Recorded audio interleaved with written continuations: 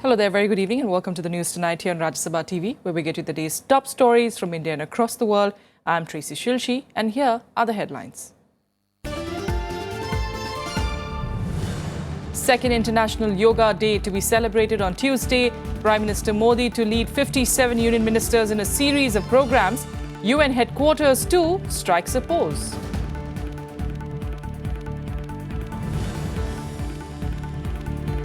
Government eases FDI norms to boost Make in India scheme. Most sectors, including defence and civil aviation, allowed 100% FDI under automatic approval route. Markets react positively.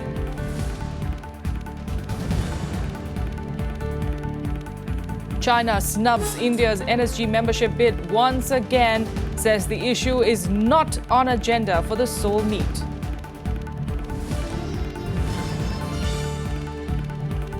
Over 65 million people displaced across the world by the end of 2015. The UN refugee body urges the world to come together and face the crisis as one.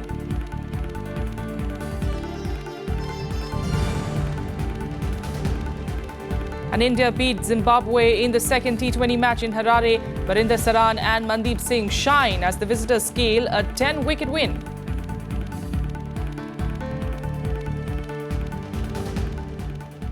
Our top story this evening, the second International Day of Yoga will be celebrated across India and the world on Tuesday, and extensive preparations are underway for an event that will see thousands of people performing the ancient Indian discipline. Prime Minister Narendra Modi himself will be leading the nation as he participates in an event in Chandigarh this year. 57 union ministers will also be leading the celebrations in various cities across the country.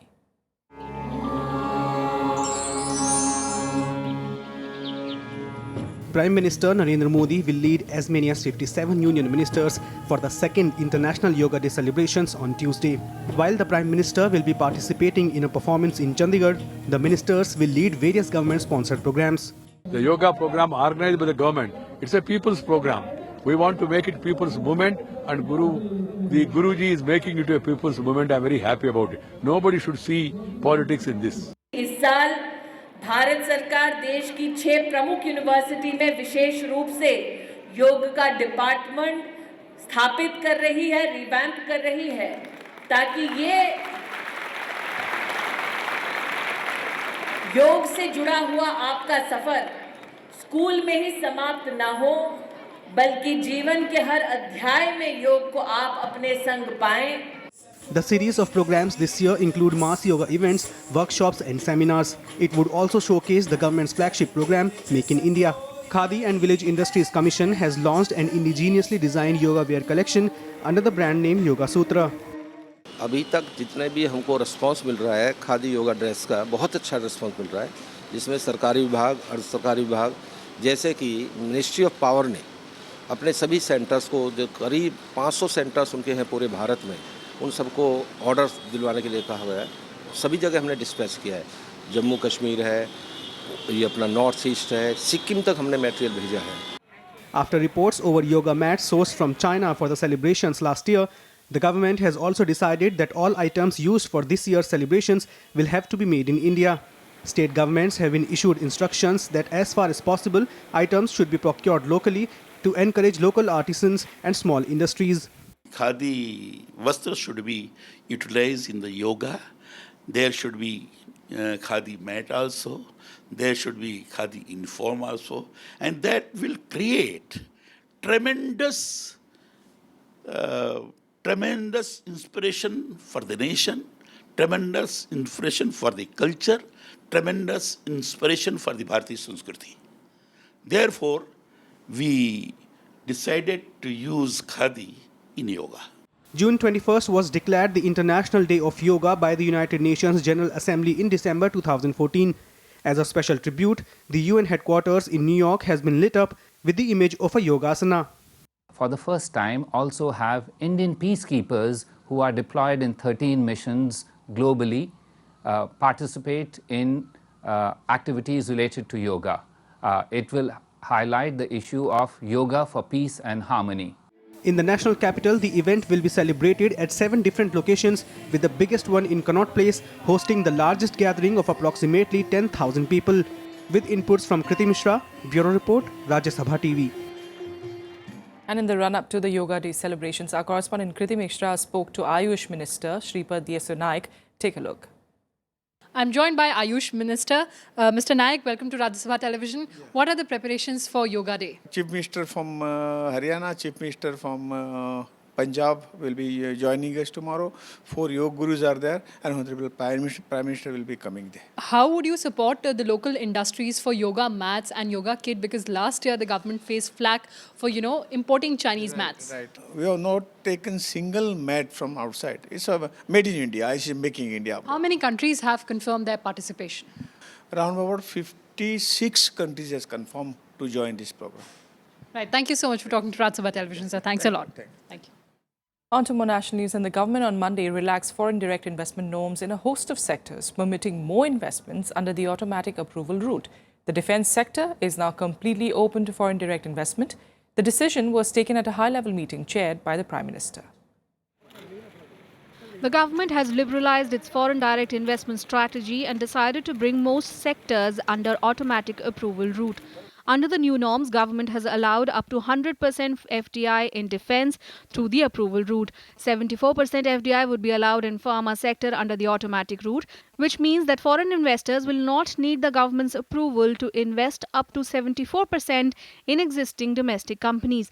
The government also permitted 100% FDI in civil aviation, animal husbandry and trading, including through e-commerce in respect of food products manufactured or produced in India. It has permitted 100% FDI in teleports, direct-to-home cable networks and mobile TV under the automatic route. FDI inflows, which have been very encouraging over the last 1.5 to 2 years, will now find greater reasons to sectorally source themselves and also to make sure that there is greater clarity in terms of the caps, in terms of the process of approval. The decision to further liberalize FDI regime was taken with the objective of providing an impetus to employment and job creation. मैं इतना ही कह दूं, ये panic reaction है और इससे ज्यादा कोई अर्थव्यवस्था में परिवर्तन नहीं आने वाला है, क्योंकि डोमेस्टिक इन्वेस्टमेंट जब तक नहीं बढ़ेगा तब तक हमारी अर्थव्यवस्था में सुधार नहीं आएगी. Basically, all this has been done to supplement Make in India program. And what it aims, Make in India program, because you want to improve your employability, you want to improve job creation. FDI inflows into the country have increased to $55.46 billion in 2015-16 against $36.04 billion in 2013-14. This was the highest ever FDI inflow for a particular financial year. And Monday's decision seeks to further open the doors for the inflow of enhanced overseas capital. Kriti Mishra's report for Rajya Sabha TV. Recovering from its early morning plunge, the benchmark BSE Sensex saw 241 points as the government unleashed the new wave of FDI reforms. The rupee cutting its initial losses against the dollar also supported the rebound. The opening losses had been due to the RBI Governor Raghuram Rajan's decision against a second term in office, but those concerns were laid to rest as global rating agency Fitch allayed concerns of any impact of the decision on India's sovereign ratings. So at close of day, the Sensex was up by 241 points or almost 1% up at 26,866. The Nifty recaptured the 8,200 mark to close at 68 points or 0.84% higher at 8,238. China has snubbed India's hopes for its backing for NSG membership, once again saying that the matter was unlikely to be discussed at the group's plenary meet on the 24th of June in Seoul. China said that the matter was so far not on the agenda of the meet. This comes in fact a day after External Affairs Minister Sushma Swaraj expressed hope of entering the NSG this year itself. In a setback to India's hopes of joining the exclusive nuclear suppliers group, China on Monday said India's application was not on the agenda of the plenary meet scheduled for June 24th in Seoul. In a media briefing, Chinese Foreign Ministry also said that the inclusion issue was too immature to be discussed at the meet, as members of the group are divided over inclusion of new members. China's statement comes a day after External Affairs Minister Sushma Swaraj expressed confidence that the country would not oppose India's bid. Last week, Foreign Secretary S. Jaishankar had made an unannounced visit to Beijing in an attempt to secure its backing for India's membership. अभी जब विदेश सचिव भी गए थे तो उन्होंने भी बातचीत में यही कहा कि आप हमारे बारे में क्राइटेरिया की बात करने के बजाय क्रेडेंशियल्स की बात करें तो अच्छा है। जहां तक भरोसे का सवाल है, मुझे लगता है अभी 23 तारीख में समय है और हम आशावादी हैं कि हम चीन को भी इसमें मनाने में कामयाब हो जाएंगे। China opposes India's membership, arguing that it is not a signatory to the Nuclear Non-Proliferation Treaty. Chinese media also recently reported that India's entry into the group would endanger Beijing's interests, including touching a raw nerve with Pakistan. और जहां तक पाकिस्तान की entry का सवाल है, हम तो अभी मेंबर ही नहीं हैं एनएसजी के, जो पाकिस्तान की एप्लीकेशन पर कोई फैसले में हमारे कोई रोल हो सके, कोई भूमिका हो सके। लेकिन हम किसी भी देश की एंट्री का विरोध नहीं करेंगे, चाहेंगे कि हर एक की एप्लीकेशन उसकी अपनी मेरिट पर तय की जाए। India had submitted its application to join the 48-member bloc in May. While countries including Turkey, South Africa, Ireland and New Zealand were not in favor of India's entry, India has recently secured the support of Switzerland and Mexico. The US and the UK also back India's bid. Bureau Report, Rajya Sabha TV. Jagmati Sangwan, a veteran CPIM leader and General Secretary of the Haryana unit of the All India Democratic Women's Association, has been expelled by the party. Sangwan's expulsion came after she resigned as the Central Committee member. Her decision came in protest against the CPIM's decision to align with the Congress in West Bengal, an issue that topped the agenda at the three-day Central Committee meet in the national capital. The CPIM's poll debacle in West Bengal topped the agenda at the party's three-day Central Committee meet. The committee admitted that the alliance with the Congress in the state was against the party ideology. The Central Committee concluded that the electoral tactics adopted in West Bengal were not in consonance with the Central Committee decision for not having an alliance with or an understanding with the Congress party. This, the Central Committee noted, should be rectified. Taken with the aim to defeat the TMC in West Bengal, the decision to ally with the Congress has instead brought forth divisions within the party. Senior leader Jagmati Sangwan quit the Central Committee, protesting the decision, following which she was expelled from the party. जो हमारे PB ने कहा कि ये हमारी political tactical line के संगति में नहीं था, मैं ये फील करती हूँ कि उसकी संगति में नहीं था। केवल ऐसा नहीं है, बल्कि वो हमारी जो पॉलिटिकल टैक्टिकल लाइन थी उसकी भावना के खिलाफ है, उसका वायलेशन है, उसको तोड़ा गया। मीटिंग चल रही थी, हमें तो पता ही नहीं था।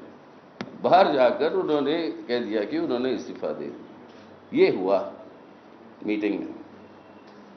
तो इसीलिए कहना इसकी वजह से निकाल दिया, उसकी वजह से निकाल दिया, निकाला नहीं गया, वो चले गए इस्तीफा दे के। The Central Committee also reviewed the completion of 2 years of the NDA government. The committee concluded that the government has not succeeded in combating unemployment or price rise, nor has it stabilized the economy. Pranav Goswami's report for Rajya Sabha TV. And now let's take you through some more updates from across the country and nationwide. Former chairman of the Bihar School Examination Board, Lalkeshwar Prasad Singh, and his wife, former JDU MLA Usha Sinha, were arrested in Varanasi on Monday. The couple is accused in the topper scam in the Bihar intermediate examination, with Singh being the alleged mastermind. The special investigation team will produce them at the court in Varanasi before taking them to Patna on a transit remand. The Supreme Court has refused to stay the centre's notification allowing culling of animals. The Apex Court was hearing a plea against the government notification declaring the species vermin on the basis that they caused harm to crops. The Environment Ministry had issued orders classifying nilgai in Bihar, monkeys in Himachal Pradesh and wild boars in Uttarakhand as vermins. The matter will now be heard on the 15th of July. Roughly 20 hours after a major reshuffle in the Karnataka cabinet, the state erupted in violent protests today. While the reshuffle was aimed at dropping non-performing ministers, supporters of the ones dropped, such as V. Srinivas Prasad, M.H. Ambarish and Shivraj Tangadagi, among others, took to the streets in protest and even indulged in arson and violence. Chief Minister Siddaramaiah has dropped 14 ministers and inducted 13 new members into his council. The Enforcement Directorate on Monday conducted searches at multiple locations in New Delhi, Mumbai and Hyderabad in connection with the Augusta Westland scam. The identity of the people whose premises were raided is not known yet. The ED, though, has frozen shares worth 86.07 crores owned by various companies based in Dubai, Mauritius and Singapore. With that, a quick break here. We'll be back with more news in a bit. Stay with us.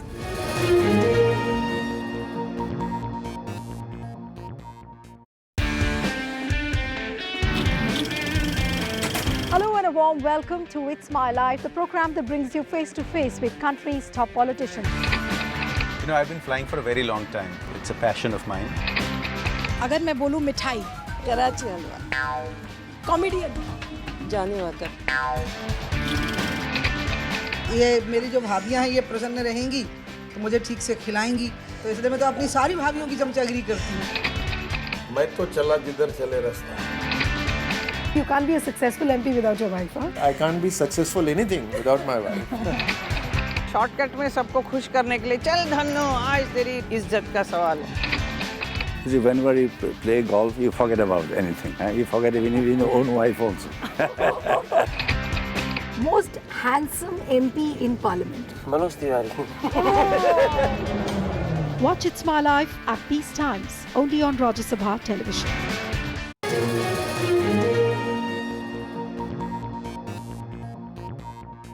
Welcome back. Let's get to the big sports story for India at least. It came back strongly to level the three-match T20 series against Zimbabwe with a 10-wicket win in the second T20 at Harare. Indian bowlers, who took a beating in the first match, came up with a fine bowling display as they restricted the host to just 99 runs in their 20 overs.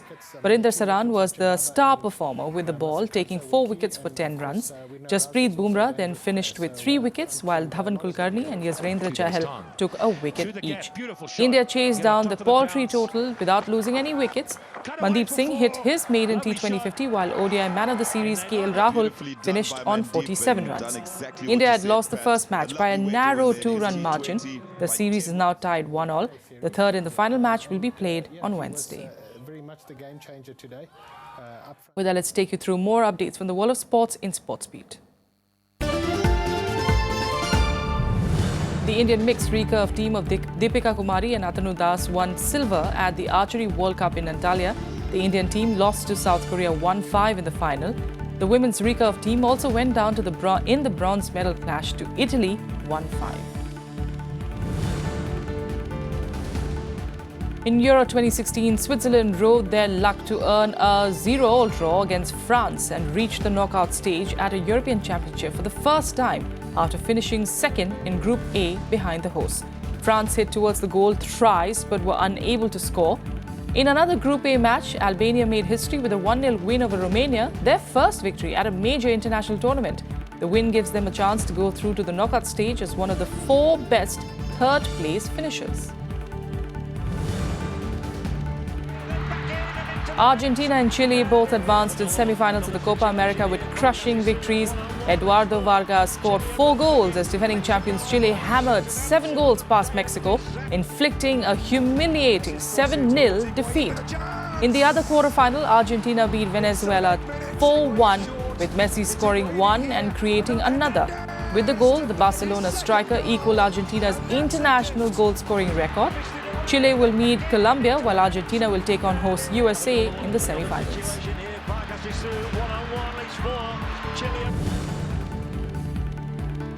Andy Murray won a record 5th Queen's Club trophy as he beat Canadian big server Milos Raonic 6-7, 6-4, 6-3. Murray's title hopes appeared to be faltering when he trailed Raonic by a set and 3-love down in the second, but the British top seed came back strongly to take the title. Nico Rosberg won the first Formula One race held in Azerbaijan on Sunday to turn the championship tide and stretch his lead over Mercedes teammate Lewis Hamilton to 24 points. Ferrari's Sebastian Vettel finished runner-up at 16.6 seconds behind, with Force India's Sergio Perez back on the podium for the second time this season at third.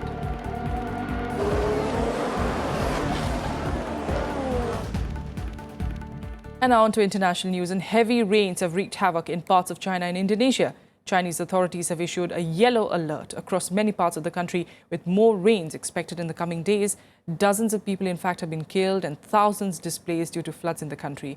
Meanwhile, in Indonesia, the death toll due to landslides in central Java region has reached 50.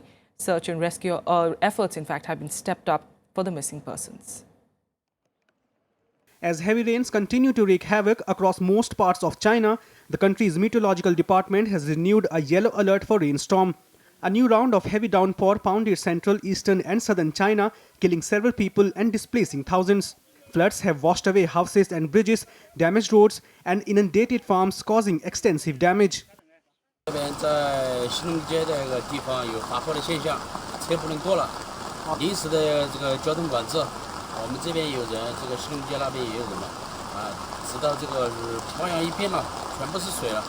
With more rains predicted in the coming days, Chinese officials have intensified efforts to prevent floods and mitigate losses. Rescue efforts have been stepped up, with many local firefighters and police joining in the evacuation operations.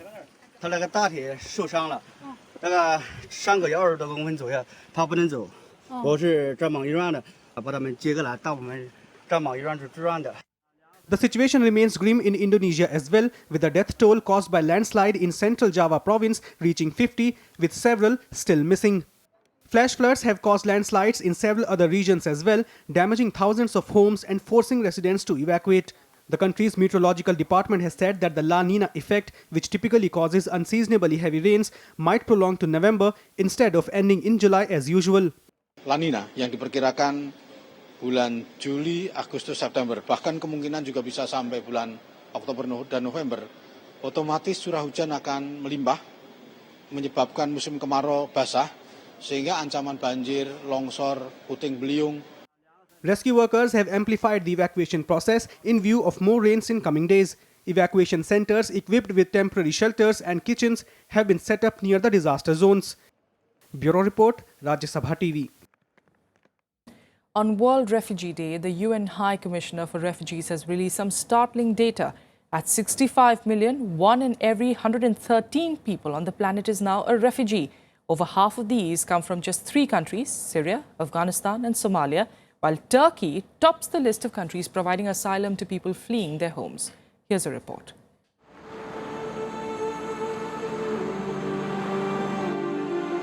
The number of people displaced by conflict has reached its highest.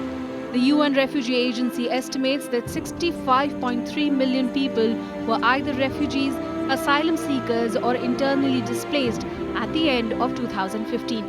That's an increase of a whopping 5 million in a year, 1 in every 113 people on the planet.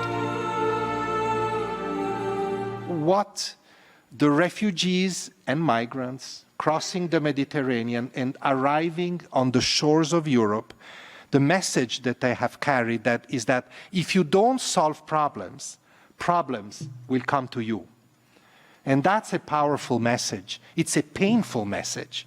And it's painful that it has taken so long for people in the rich countries to understand that. But I think it's a call for action.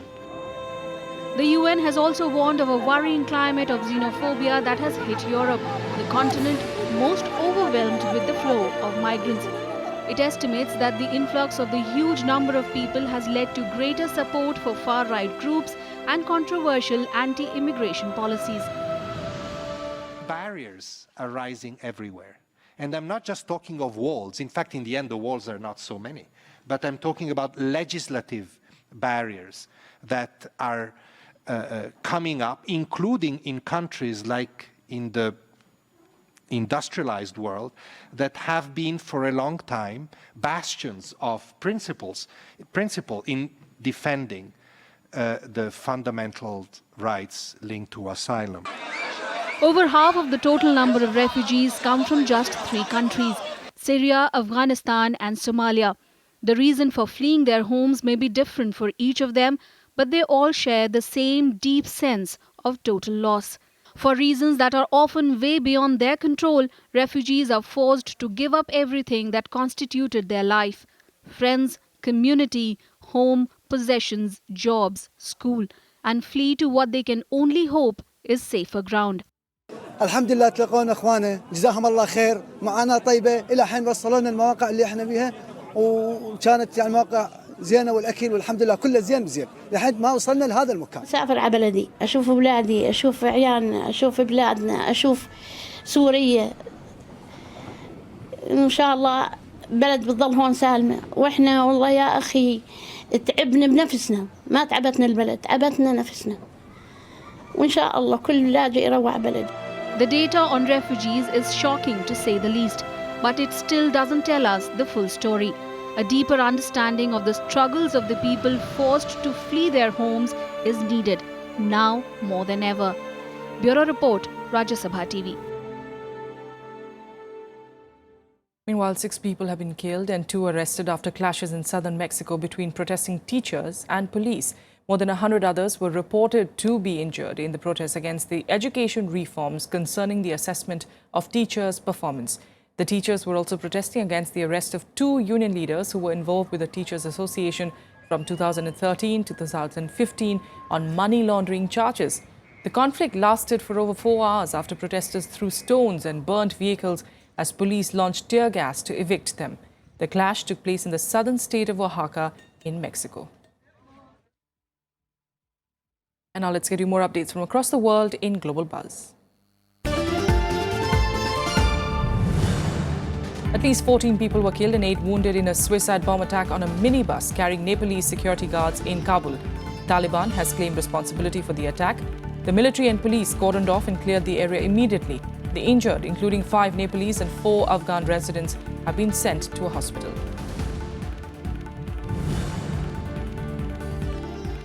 North Korea on Monday slammed the crackdown by South Korea, and UN command joined troops on Chinese boats illegally fishing in neutral waters, threatening a provocation similar to the 2002 scuffle in the West Sea.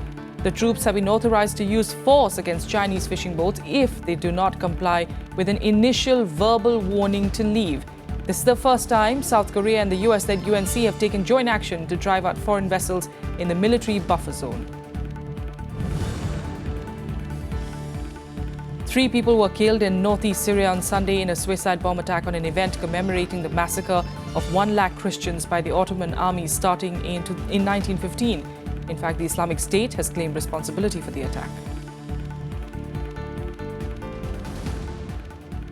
And that's all we have for you on the news tonight. Thank you so much for joining us.